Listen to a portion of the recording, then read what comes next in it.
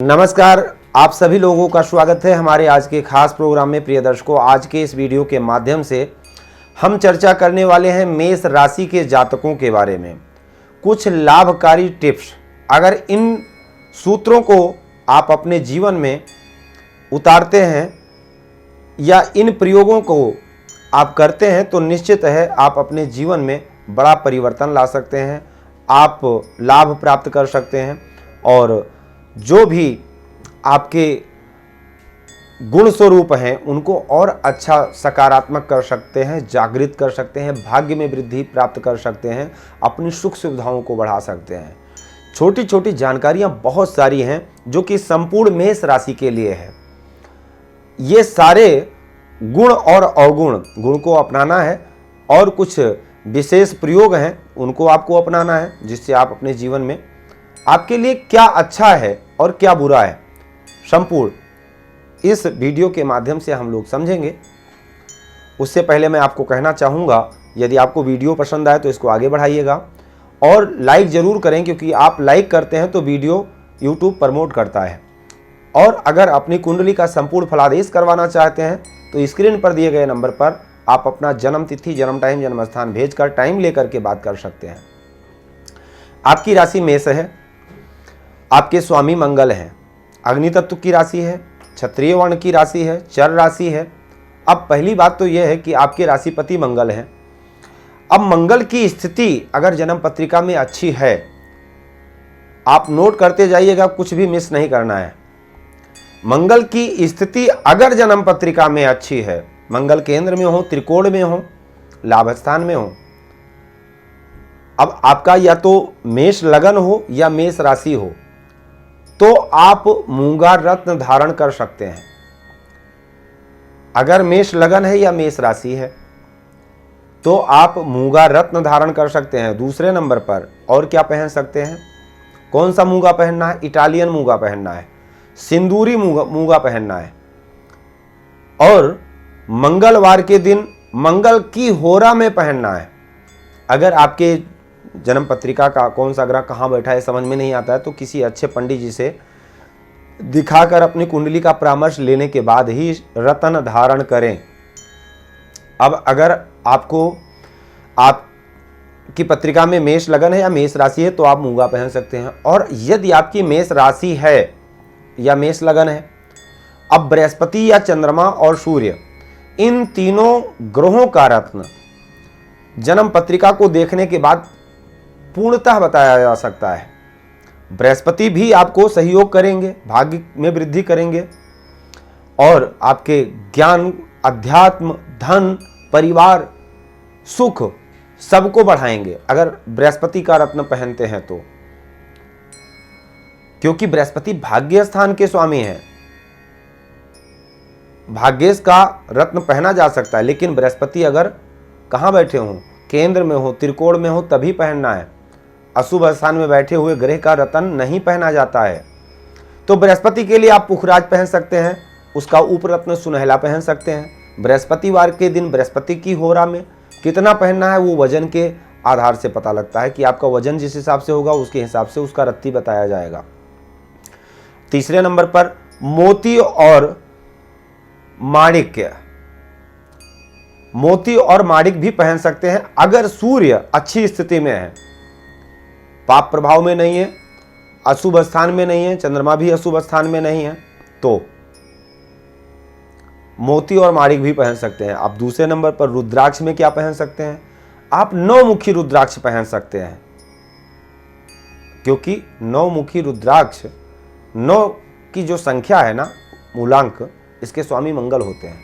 तो आपको विशेष मंगल को ही प्रबल करना है। या 3 मुखी रुद्राक्ष पहन सकते हैं, 2 मुखी भी पहन सकते हैं जो कि चंद्रमा के लिए, 1 मुखी भी पहन सकते हैं, 1 मुखी भी रुद्राक्ष पहन सकते हैं।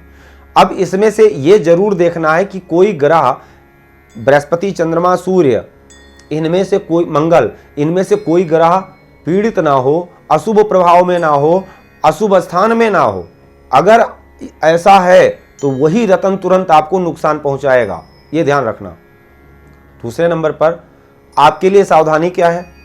आप अपने क्रोध पर नियंत्रण रखें और अपने माइंड को एकाग्र रखें। क्रोध में आकर कभी कोई डिसीजन ना लें, अन्यथा बाद में आपका क्रोध जब शांत होगा तब पछताना पड़ेगा जाकर के उल्टा।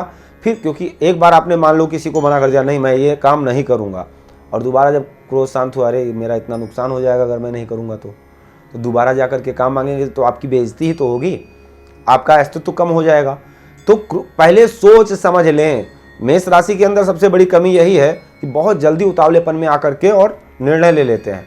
तो क्रोध पर नियंत्रण रखें, सोच समझ करके काम करें। और दूसरी बड़ी कमी यह है कि कोई भी काम यदि आप करते हैं तो ये नहीं कि अभी 1 महीना पूरा नहीं हुआ आपके मन में विकार आने लगे कि नहीं ये काम अच्छा नहीं, इसको छोड़ो दूसरा प्रारंभ करते हैं।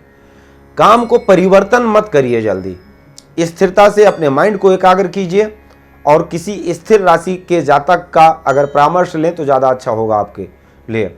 चाहे नौकरी हो चाहे व्यापार हो, व्यापार में बहुत ज़्यादा स्थिरता की ज़रूरत होती है। व्यापार टाइम मांगता है। अगर एक काम में आप लंबे टाइम तक लगे रहोगे, निश्चित है वो दिन प्रतिदिन अपनी जड़ मजबूत कर लेगा और आपको लाभ देगा। तब ऐसे ही नौकरी में भी है, नौकरी भी ज़्यादा टाइम तक अगर एक जगह करते रहेंगे तो निश्चित उसका अच्छा लाभ मिलेगा। नौकरी भी ऐसे लोग ज़्यादा जल्दी बदल देते हैं, मन नहीं लगता है। और आप काम क्या करें, अगर आपकी मेष राशि है प्रॉपर्टी से संबंधित काम कर सकते हैं, मेडिकल लाइन में कर सकते हैं, और मेडिकल लाइन से संबंधित दवाइयों से संबंधित काम कर सकते हैं, बिजली आग से संबंधित काम कर सकते हैं, अग्नि से संबंधित काम कर सकते हैं, मार्केटिंग लाइन से संबंधित कोई भी काम कर सकते हैं। ऐसा कोई काम जहां पर बल का प्रयोग किया जाता हो, जैसे कि अब संक्षेप में, क्योंकि मंगल बल के कारक हैं, अब संक्षेप में आप समझ जाइए कि जो लोग सिक्योरिटी प्रोवाइड करवाते हैं, एक यूथ बनाते हैं लोगों को जोड़ करके और लोगों को एक अपना ब्रांड बना करके और सिक्योरिटी गार्ड प्रोवाइड करवाते हैं कंपनियों में, ये भी मंगल का ही काम है। इस प्रकार से आप काम मंगल के कारकत्वों से संबंधित यदि आप काम करते हैं लाभ मिलेगा। अग्नि से संबंधित कोई ऐसी कोई मशीन बनाए जो बल को उत्पन्न करती है। और मंगल के कारकत्वों से कुल मिलाकर के आपको काम करना है। अब विशेष ये भी देखना है कि मंगल की स्थिति क्या है। मंगल अगर बलवान है तो वही काम आपको खूब फलेगा। मंगल अगर अशुभ भाव में है और पाप प्रभाव में है तो वही काम आपको नुकसान भी दे सकता है। इसके लिए आप एक बार पत्रिका को जरूर दिखाएं फिर निर्णय लें। लेकिन संक्षेप में अगर देखा जाए तो मेष राशि के जातकों के लिए मंगल जो कार्यकत्व तो हमने बताए हैं इससे संबंधित अगर आप काम करते हैं तो निश्चित है आपको लाभ मिलेगा। अपने जन्म स्थान से पूर्व दिशा में अगर आप जाते हैं नौकरी के लिए, व्यापार के लिए या विदेश से संबंधित तो आपको अच्छा लाभ मिलेगा। इससे संबंधित बिल्डिंग बना करके बेचें, जमीन खरीद करके उसको प्लॉट कट करके बेचें, इससे आपको लाभ मिलेगा। इस प्रकार से बहुत सारे काम हैं जो कि मंगल के कारकत्वों से संबंधित हैं। विशेष रूप से इससे आप द्वेष से बचना है, लड़ाई झगड़े से बचना है और नॉनवेज खाने से बचना है, ड्रिंक करने से बचना है, ये सारी चीज़ें बचना है। लड़ाई झगड़ा विशेष करके क्योंकि आप लड़ाई करने में उत्तीर्ण हैं, लड़ाई झगड़े से कभी किसी का फ़ायदा नहीं हुआ है, हमेशा नुकसान होता है, चाहे किसी भी प्रकार की लड़ाई क्यों ना हो। इसको आपको विशेष रूप से सतर्कता से बचना है। आपके लिए अगर देखा जाए तो आपका लक्की नंबर है 9। आप अगर 9 संख्या यानी मूलांक जैसे गाड़ी नंबर है 9 नंबर की लेते हैं और कोई मकान नंबर है 9 नंबर या कोई ऐसे व्यक्ति से आप मित्रता करते हैं जिसका मूलांक डेट ऑफ बर्थ से मूलांक 9 निकलता हो, ऐसे लोग आपके लिए फायदेमंद होंगे। हमेशा कभी भी नोट कर लीजिए। विशेष अगर आपका कोई और प्रश्न है, संपूर्ण कुंडली का फलादेश करवाना चाहते हैं तो स्क्रीन पर दिए गए नंबर पर आप संपर्क कर सकते हैं। जय सिया राम।